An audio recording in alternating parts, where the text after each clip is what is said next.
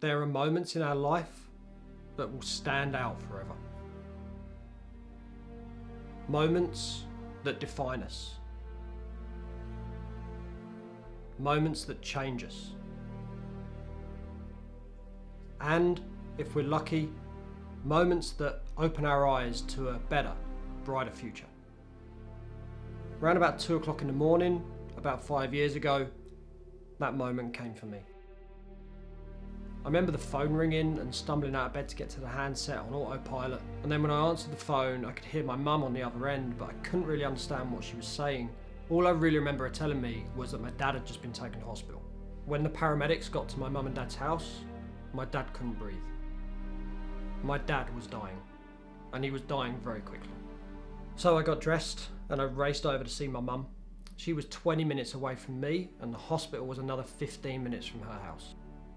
It was 2:30 in the morning. In the silence, I'm torn. I'm thinking to myself in my head, do I race to the hospital to maybe catch a glimpse of my dad one last time? Or are we just racing to the hospital to be told that we're too late? By 3 a.m, I could no longer have a dad. I mean, how is this possible? That's all I could think. How was this possible? I'd spoken to him at 9 p.m, 6 hours before on the telephone. He was fine. And what, now he's dying? It just didn't make any sense to me.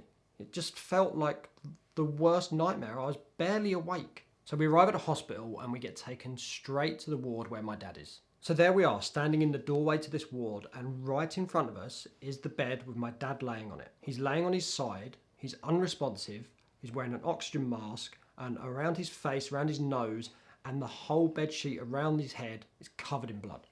But there's no doctors or nurses with my dad because down the far end of the ward there's a big commotion going on. Round the far bed the curtains are drawn, doctors and nurses are rushing in and out, and my mum and I are just stood in the middle of this ward, not sure where to go, not sure what to do, kind of feeling like we're getting in the way now. There's a cupboard right in front of me, labelled up dead people's belongings. I didn't want to be in this ward. I didn't want my dad to be in this ward. Eventually a nurse came and she took us both away to a room down the corridor. It was the smallest room you can imagine, just about room for 2 chairs and a plant. The plant was on the floor, there wasn't even room for a table. It was like sitting in a wardrobe. And after a short while, a young male doctor come and stood in the doorway to this room. He seemed pretty calm and briefly, for a moment, it relaxed me. That was until he asked me if the situation was needed, would they be allowed to resuscitate my dad? Would we give permission to allow them to bring my dad back to life? Yes, absolutely. Yes, 100%. You do whatever you need to do. If it comes to that, do it. Do it 100 times if you have to, do it. I had no clue at this point that when he asked me that question, my dad had already been resuscitated twice. Twice, for 30 seconds a time, my dad had been dead. And they had had to bring him back to life. So the guy leaves and we're left in the room just waiting again, waiting for more news. So a little while later, probably thinking back in hindsight, it's probably about 30 minutes, a senior doctor comes back into the room. Only this time it's a little bit different. He doesn't stand in the doorway with a relaxed demeanour about him. He grabs a chair from the corridor, he squeezes into the room, and he shuts the door behind him. He sits down in the chair, and he takes a big deep breath. But instead of delivering the news that I was convinced he was about to give us, he gave us just the tiniest bit of hope. Because at this point, my dad was still alive. But, and I'll always remember this, in the doctor's words, my dad is currently as ill as he's ever seen anybody and still be alive. They was about to place my dad on a ventilator, on an assisted breathing machine, because his lungs had dropped to 10% capacity. The other 90% of his lungs had gone into spasm, and it was only just a small percentage of his lungs that were working, and that wasn't enough to allow him to breathe on his own. So he had to go on a ventilator. He had to have assisted breathing. And as happy as I was that my dad was still with us, the doctor did warn us there and then that most people who go onto this ventilator in any condition similar to this rarely survive. And having seen my partner's stepdad die just a few months before, hours after being put on a ventilator, I knew the outcome didn't look good. So we followed my dad's bed to the ICU and we sat there in silence with my dad for a little while. Sitting there with my dad in the ICU, not knowing if he would ever hear my voice again, not knowing if I'd ever hear him speak again, it was crippling. And it was at this point that we decided to head home, get some rest, get cleaned up, get some food. But I didn't want to go home just yet. I wanted a moment alone with my dad. So I accidentally left my coat behind next to the ICU bed. And we walked out the ward and sorry, I've just remembered I've left my coat behind, I've got to go and get it. And that was my way of just going back into the ward on my own and just having like a moment or two with my dad on my own. So I went back into the ward, I sat down next to my dad, but I held his hand and I told him I loved him. Not hearing anything back was deafening. But I'd said it. I had a chance while he was still alive to tell him that I loved him. And I had no clue if he could hear me. And I would probably never know. But we are a family that doesn't really say that very often. And I don't recall telling my dad that I loved him since I was a child.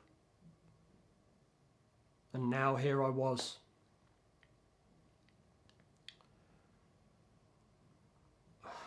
with my dad, hours away from death, telling him I loved him, and he couldn't hear it.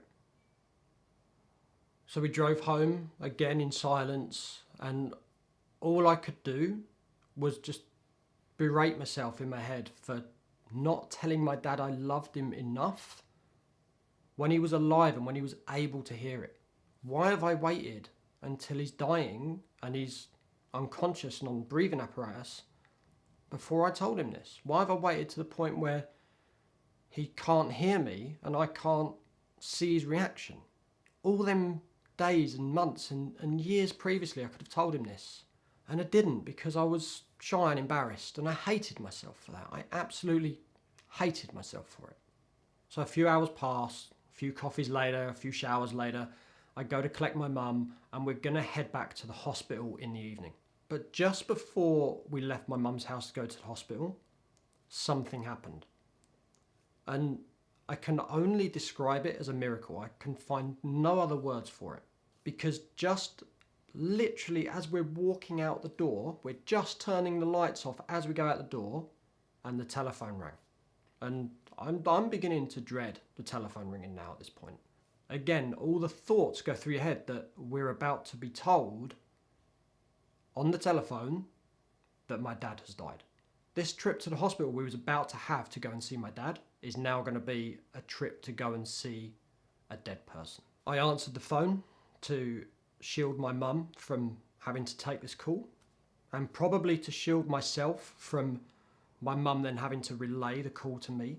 But she sounded far too happy. It definitely wasn't the tone that I was expecting on the other end of the phone. Because instead of the terrible news I was dreading, we was given amazing news. The nurse told us on the phone that they've switched my dad's ventilator off. My dad is breathing on his own. He's sitting up. He's talking to the nurse and he's having a drink. Like, I just don't get it. Where's this come from? And I'm shocked. I'm on the phone in silence. And my mum's in the background. She must be thinking that I'm getting delivered the terrible news because I'm just not saying anything, right? But I'm shocked. I'm like, are you sure that this is my dad? Like, my dad hours ago was dying. My dad had 10% lung capacity. My dad could not breathe on his own. He was hours away from death. You're obviously talking about the wrong person. But no, she was there. She said, I've just spoken to him. I've just come away from talking with your dad and having a drink with him to come and tell you that he's up and you can come in and talk to him. I just couldn't believe it. So now we're still heading out the house. We're still going back to the hospital, but suddenly we've got a smile on our face. Suddenly things have changed. We are so much happier now. We're so happy, but we still can't believe it. My dad was still incredibly ill, and he's been ill for the 5 years since this incident. It's been tough, it's been a struggle, but he's here, and we can go through the struggles together, and that's all that matters. I'm sharing this today, as tough as it's been to share, because I want you to understand the impact that a poor diet and a poor lifestyle not only has on you and your health, but the impact it has on your loved ones and the people around you as well. In this instance, we have been incredibly lucky that my dad pulled through this. Yes, he still has problems going forward, but he's still here. There's many people who could tell a similar story and it doesn't end so well. We are very lucky. We've now had 5 years of good times since this incident. You know, our relationship, all our relationships have got stronger and better in this 5 years. I've managed to tell my dad that I love him to his face now. And I got to see his reaction, which is something I never thought I'd get to see. I don't know why I waited so long. And I'm so grateful I got the opportunity to actually tell him to his face. Life is incredibly short. And as I found out, it can be taken from us in a moment's notice.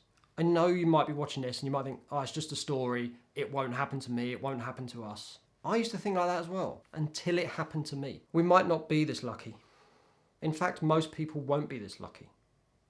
So please do whatever you can to look after your health now, while you've still got the chance. Thanks for watching. I'll see you next time.